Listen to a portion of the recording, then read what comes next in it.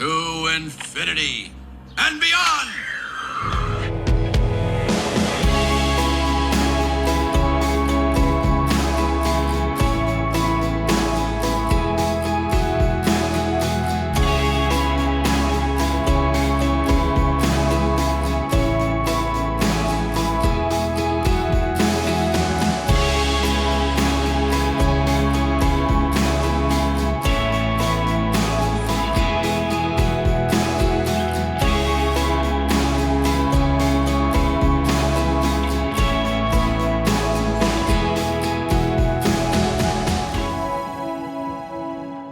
Since 1995, Pixar has produced 28 films with a combined $15 billion in worldwide box office revenue. But 40 years ago, computers were known mostly for basic tasks like word processing and number crunching. The idea of creating an entire movie with digital animation was unthinkable, until an ex-Disney animator, working with a small group of determined visionaries, created a short film that would forever change the world of cinema. A landmark achievement, that short would cement Pixar as the future of animation. Join me as we log into the Logoverse to explore the story behind that little lamp and the massive impact it made on Hollywood. The roots of Pixar stretch back to the 1970s, when a handful of pioneers began experimenting with the possibilities of computer-generated imagery.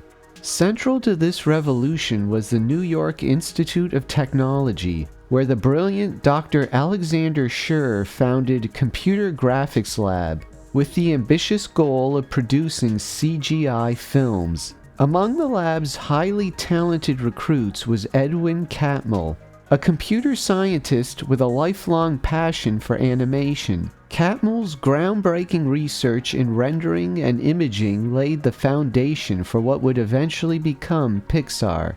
In 1979, George Lucas was already envisioning a future where digital animation would redefine cinema. To help make this revolution a reality, he brought Edwin Catmull over to Lucasfilm, along with another Computer Graphics Lab alum, the equally brilliant Alvy Ray Smith. Together, Catmull and Smith founded the Lucasfilm Computer Division. Over the next few years, the team made significant strides in digital animation. A key example is the Genesis demo sequence from Star Trek II: The Wrath of Khan. Directed by Smith, this fully CGI sequence marked a historic moment in filmmaking. Meanwhile, another Genesis took place when the team developed a new laser-based digital compositing computer. Someone suggested giving it the name Picture Maker, but Smith argued for a more creative name. As the group talked around dinner, the name Pixar was suggested instead. Lauren Carpenter tweaked the name to Pixar, giving it a scientific flair along the lines of radar. With the financial backing of Apple co-founder Steve Jobs, the computer graphics division of Lucasfilm was spun off into an independent company, now officially known as Pixar. The year 1986 proved to be a milestone. By this point, John Lasseter had joined the burgeoning team. Having cut his teeth at Disney, Lasseter got to work on a new short film. Inspiration struck when fellow colleague Tom Porter brought his infant son to work. As Lasseter played with the young child, he was charmed by the humorous proportions of a baby's head compared to the rest of its body. Using a computer model of his trusty Luxo brand desk lamp, Lasseter adjusted the dimensions, making everything smaller except the bulb, essentially creating a childlike version of the desk lamp. He had a character, but not a plot. Initially, Lasseter assumed he didn't need one. The animation itself would be more than enough to dazzle an audience. But after seeing test footage, renowned animator Raoul Cervez urged him to reconsider. Cervez imparted wisdom that would become the cornerstone of the Pixar brand. Don't forget the story. With those words echoing in his mind, Lasseter set out to transform Luxo Jr. from a flashy showcase into a genuine character study. On a black background, an inflatable ball rolls into view and bounces against a lamp, which then comes to life and nudges the ball back off camera. A smaller, childlike lamp enthusiastically hops into frame. Luxo Jr.'s innocent curiosity drives him to pop the ball, which leaves him dejected. However, the film ends on a positive note as Luxo Jr. returns with a new, larger ball. In a span of only 2 minutes, the young character experiences the highs of joy and the lows of disappointment. This complexity, achieved without dialogue or facial features, or even camera movements, represented not only Pixar's technical brilliance, but also their ability to tell emotionally rich stories through CGI. Luxo Jr.'s debut at SIGGRAPH, a computer animation festival, was nothing less than a watershed moment. An audience of 6,000 erupted into wild applause before the film had finished. Even seasoned animators, skeptical about the rise of computers, were captivated by the film's magic. Luxo Jr.'s acclaim led to an Academy Award nomination, a historic first for a CGI animated short. Pixar's original logo appears at the beginning of Luxo Jr., a minimalist gray square on a black background. This simple graphic represents the image computer, the same device that inspired the name Pixar. 9 years later, Luxo Jr. hopped back into movie history when he became the star of the new and improved Pixar Logo.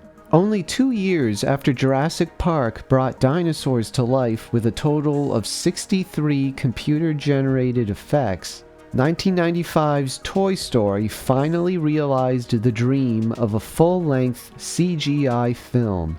Originally, Pixar's version of the Walt Disney logo opened the film by itself, while the Pixar logo had to settle for appearing at the end of the movie. But that changed in 1998 with A Bug's Life.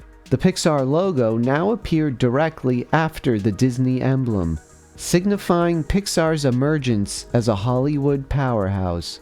The name Pixar appears against a light blue backdrop, each letter slightly spaced apart. From the right, Luxo Jr. hops into frame, his light bulb casting a noticeable glow.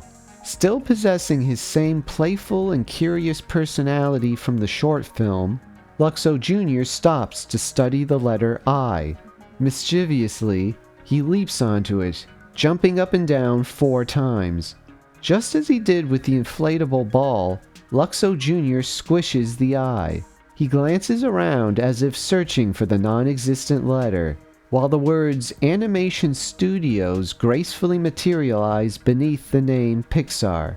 Luxo Jr. then peers directly at us, his final pose taking the place of the missing I.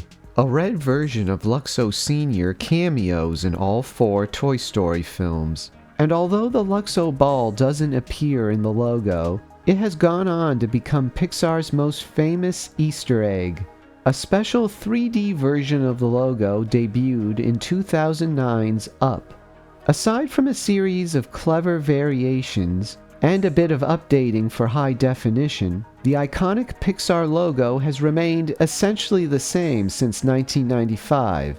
It was designed by Pete Docter, who would later direct such Pixar films as Monsters, Inc. and Inside Out. Docter would collect a slew of awards for his work, including 3 Oscars. Disney attempted to capitalize on Luxo Jr.'s popularity by releasing merchandise of the character, but that led to swift legal action from the Norwegian company Luxo, the original creator of the desk lamp design. While Luxo was fine with allowing Pixar to use the lamp in their logo, the merchandising attempt triggered a trademark infringement lawsuit.